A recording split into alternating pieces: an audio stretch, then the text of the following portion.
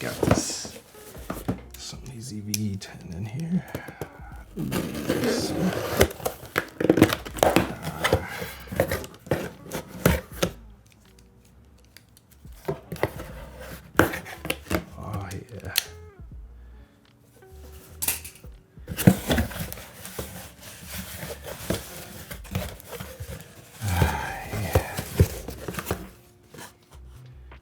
Here it is. Wow. This is a ZV E10. Let's see. Alright, let's see here. Finally got this thing in. Oh man. Those instructions. Whatever.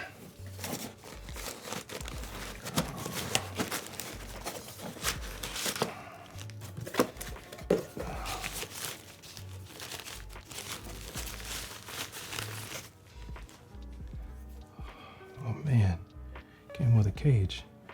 How do you turn this thing on? And how do I turn this on? All right, let's see.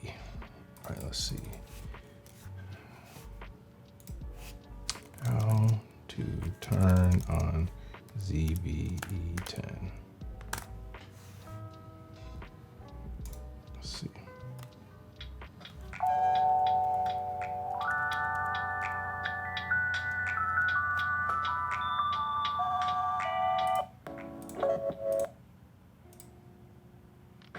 The reason why is because back in the olden days, Man, this video is trash.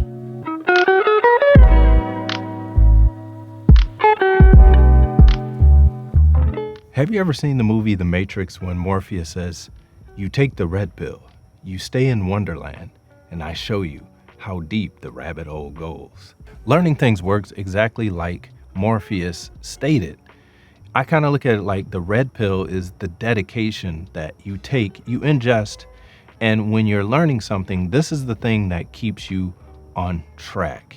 But why is it so hard to learn things in an age where it seems like we have infinite information? I mean, you can go on the internet and find how to clean your oven, how to set up your camera, whether it's the ZV E10, the Sony A4, whatever it is. It could even be an old camera that isn't even manufactured anymore. You can find parts for it and even how to use a camera, but why is it still so hard to learn? On this channel, I've released 24 videos on the Sony ZV E10. Yes, 24.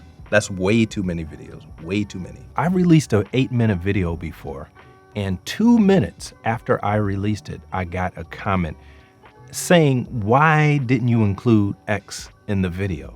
Now, mathematically, this doesn't make sense. There's an 8-minute video I posted 2 minutes ago. How in the world did you have time to watch all 8 minutes and then form a question down in the comments below? Well, this, folks, is what I want to talk about today, is laziness and why it is what it is. Why are we so lazy? And I'm not saying everybody who comments on this channel is lazy, but I've gotten a lot of lazy comments, and I'm not going to post them here. Contrary to popular belief, YouTube takes a lot of work. I will admit myself, before I started YouTube, I didn't think that YouTube took a lot of work. I thought, okay, I get a thought in my mind, I throw up a camera, I press record, and then I edit it and I publish it, and that's it. If I say good things and people like them, then great, and my channel will grow. If I don't, then thumbs down and my channel won't grow.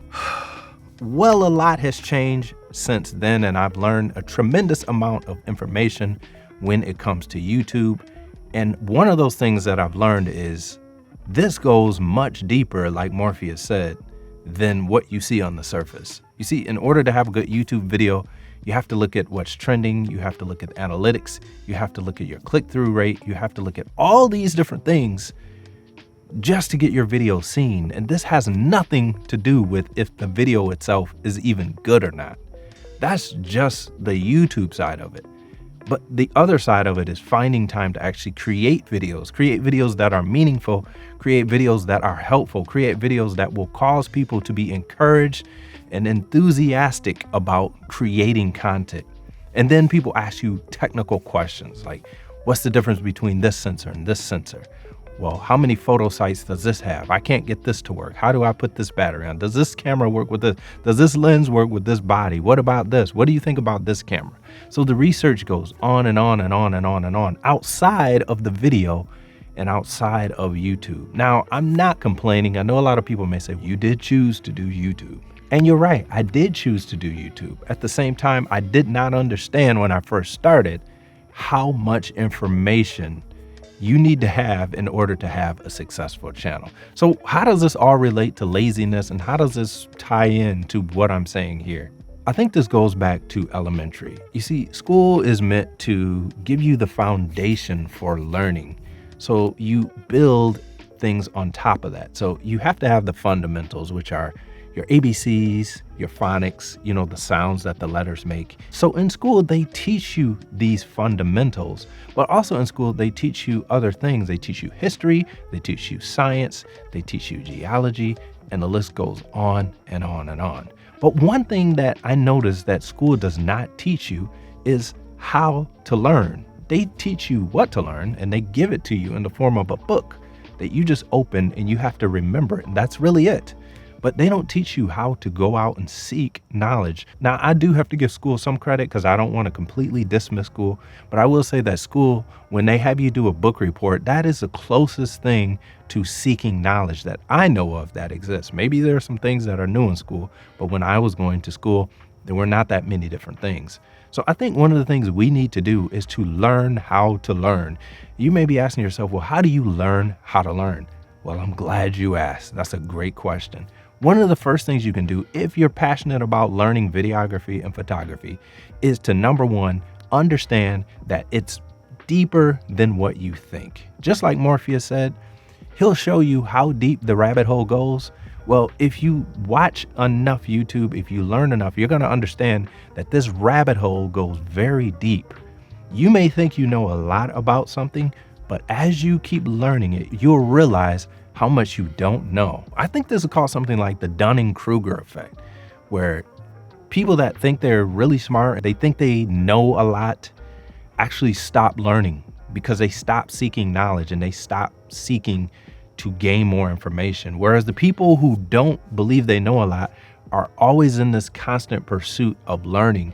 Therefore, they end up learning more and they see how vast this world of learning is. And the same is true when it comes to the camera world. There are so many things I don't know.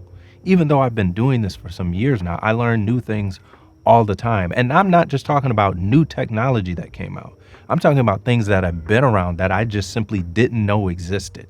So it's an endless supply of knowledge out there. But how do you make it so that you don't just become a victim to just all this flood of information, but you never retain it? Well, again, I think you have to take the red pill, which means you have to be dedicated to learning whatever it is that you want to learn. A lot of questions around here that I get is, how do you shoot in low light? Well, people mention the triangle, the aperture, your shutter speed, and your ISO.